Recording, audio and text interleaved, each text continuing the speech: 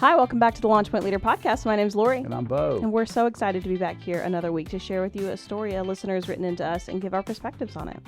This week our letter says, Dear Launch Point, I consider myself a pretty good leader. I don't know if that comes across as arrogant, but in most aspects, I historically have performed really well. One area where I find myself struggling is being attuned to the emotional climate of my team.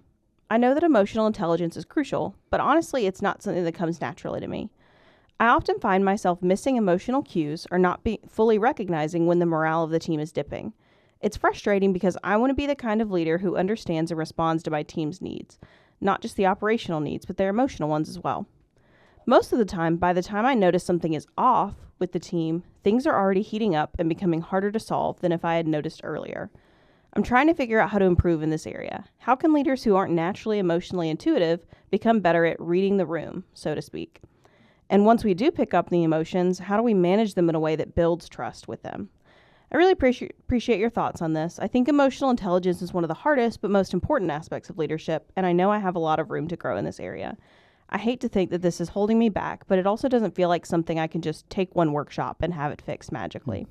Interested in your ideas, engaging emotions.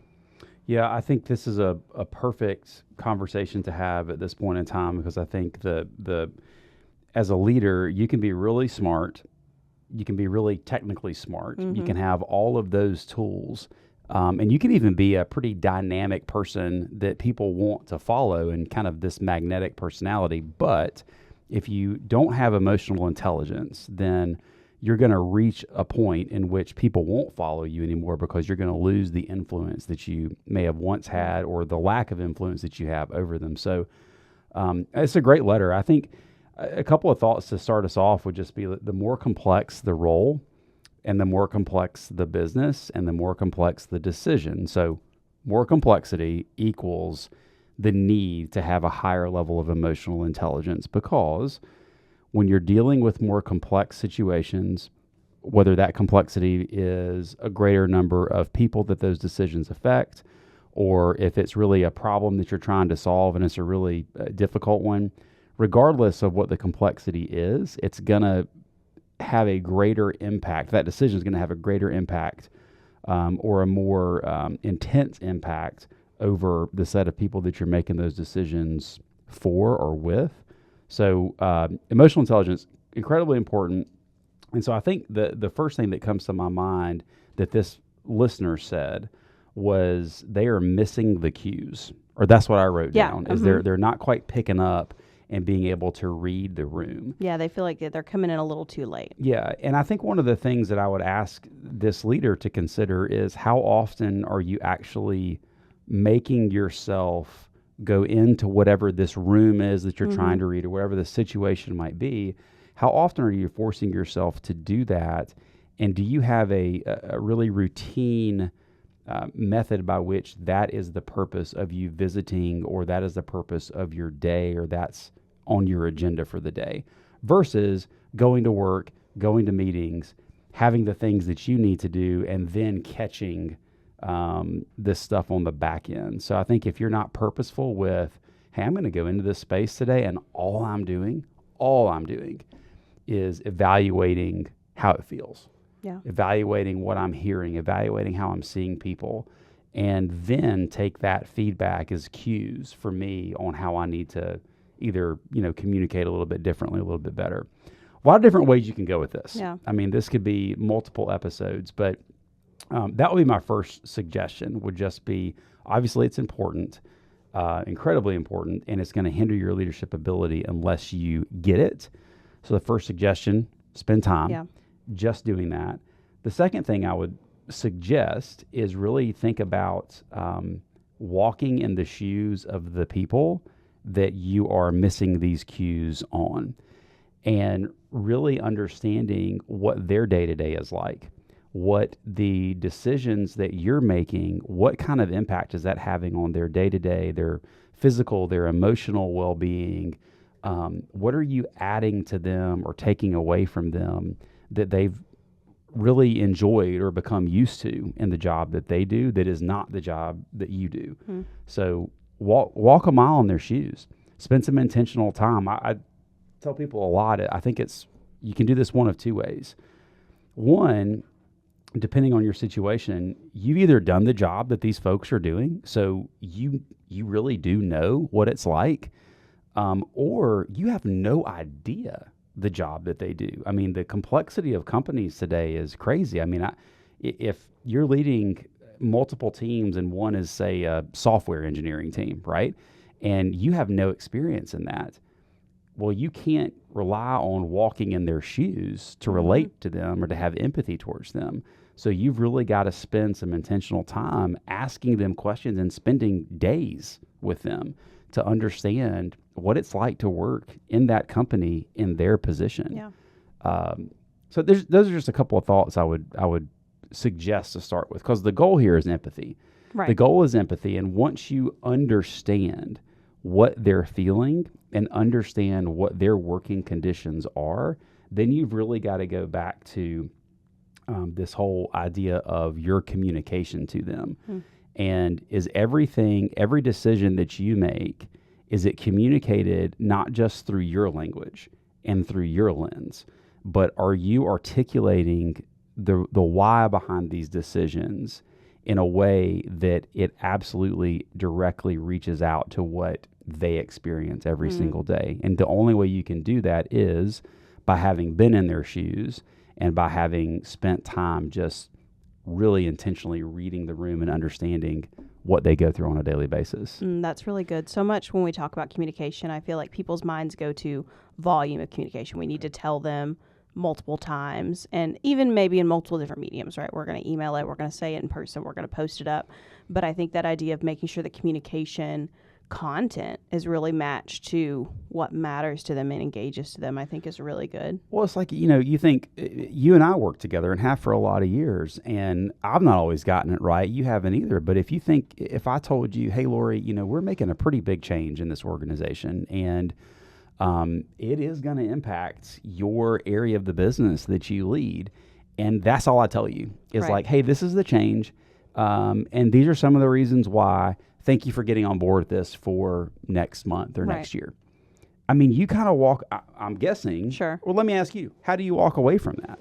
You know what? It's a lot to process, right? Maybe I'm just stepping back, going away. I think confusion, I think it takes longer amount of time to get buy-in in that situation. Like whether you're going to do it or not, right? Because my reaction would never be like, well, I'm not doing that. I want to get the job done. I want to do it well. But I think it adds a level of like maybe tension and apprehension. Yeah, I've impeded your ability to be fully devoted to the mission at that point. Yeah. Not that you aren't going to be or that you were not. But or even looking back, I feel like I would probably understand that, yes, that was the right decision. Yep. But in the moment, that's almost impossible to see. So I think that's just an example in a scenario where you go, okay, when I'm privy to more than maybe as the leader than more than other people are, right? So I'm looking at all kinds of inputs that these folks might not be looking at. Yeah. It's just the nature of the job. But if I can understand what my decisions or the company's decisions really does mean for them on a daily basis and for their just satisfaction in the job, if I can understand that, then I can communicate to them specifically or that department in a way that uses the verbiage and the language and that shows empathy that, hey, I do understand this is going to impact you. I recognize that. So let me explain a little bit further as to why we made this decision and how I believe that it's going to actually put us in a better place for the job that you do as we move into the future. Yeah. As opposed to, this is the change and I need you to get on board. Thanks. Yeah. Bye. Yeah, you'll never win hearts that way, right? You'll win heads and hands and feet occasionally doing that, but you'll never win their heart, which is what we all want as business leaders. So I think going back to the whole idea of emotional intelligence, so we've talked about a good many things, but it's really, reading the room, making sure you're doing the right things to see the cues early on, which is my suggestion is taking specific time to do just that. Walk in their shoes. Create a way for you to have empathy, and the only way you do that is by walking in their shoes. Have clear communication that shows that you are thinking of them and their position in any decision that you make for the business.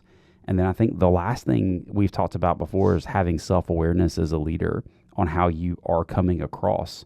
And if you're doing all those other things, that's a great start.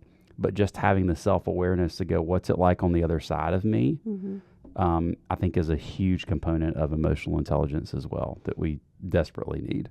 Yeah, I think that's good. When I was reading this letter, I thought a lot about a leader that I worked with and have a ton of respect for, one of my favorite people that I have ever worked under. Yeah. And I think he was on the other side of this. So engaging emotions, be excited that there is ways to work through this, whether you're naturally inclined to it or not. Because by the time I worked with him, came across as very emotionally intelligent to me. It wasn't until I worked with him I realized the amount of kind of effort it was putting him.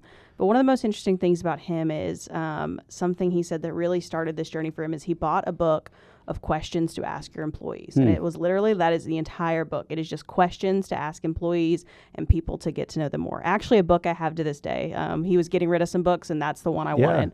And it's got some of his notes. And I think it's so cool to see, like, it didn't come naturally, but by the time I worked for him, I never would have known that. And the second thing he did beyond just getting to know really intentionally people is his right-hand person.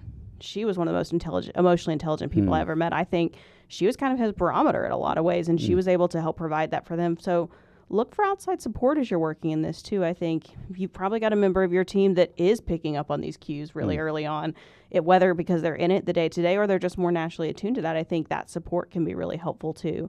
But those are two of the things I think, being really intentional, exactly what you said, reading the room, learning how to read the people on your team as well into that. The more you get to know them, the more you're going to know what goes on. Yeah. And you've talked about in the past too, sometimes it takes like scheduling yourself to do these things so that it feels more like a task and you're able to do it. And then that clear communication, I think, like you hit the nail on the head earlier, like not only thinking through what's going on, how it's going to affect them and putting it into terms that relate to them. I think winning the heart is exactly what goes with this. As we talk about emotions, heart, of course. Right. Well, I love what you said. I think you talked about your leader that he was doing business basics 101 or influence basics 101 when whatever wasn't natural that he found was important, he decided to go, even if it felt awkward to him. Because I've done this too. And it's like, this isn't really my strength, right? Well, just because it feels awkward to you with that book of questions or whatever it might be, it doesn't mean it feels awkward to everybody else. Right. It's just you, because that's not your strength. I love that he had a barometer as kind of his number two person. That's actually kind of, that's a good thought I'm taking away from this, is going, how am I on that? Yeah. With my number two, if you will. It's really good insight there. So I think the last thing that I would say to this individual is the fact that you're really looking into this and evaluating yourself and realizing this is the exact place that you need to be. Right. That shows that you are a self-aware leader that wants to do great things in the organization. And just because you get it wrong once doesn't mean that that's who you are as a person. Right. We've made changes before in the business where we've told people this is what's happening. Yeah. You might have been a part of some of those. And thank you. Like, we're excited, right? And we want you to be excited. And I can say, like, we actually just made a pretty huge change in one of our businesses here in the last couple of weeks. And the process to get to that change is dramatically different and much more inclusive of the people that change is going to affect. Right. And the reason is you learn over time. And so they get some say into it. They get some skin in the game, and they get to understand a little bit more of the why behind the what before it happens. Yeah. So if I can learn and I'm a work in progress, then so can this reader or listener, writer, not reader. Yeah. Writer and listener. Probably a reader as well, potentially. But I think our listeners can learn. If I can do it, we all can do it. There you go. Well, thank you so much, Engaging Emotions. We appreciate just your time to write in and be honest and vulnerable and share what I'm sure many other leaders are going through as well. We hope you can take away some just different pieces of information and things that you can apply to your business. So if you or someone else out there is listening and wants to write in, you can always write us in with your issue or what you're facing at advice@launchpointleader.com. We'll see you next week. Thank you.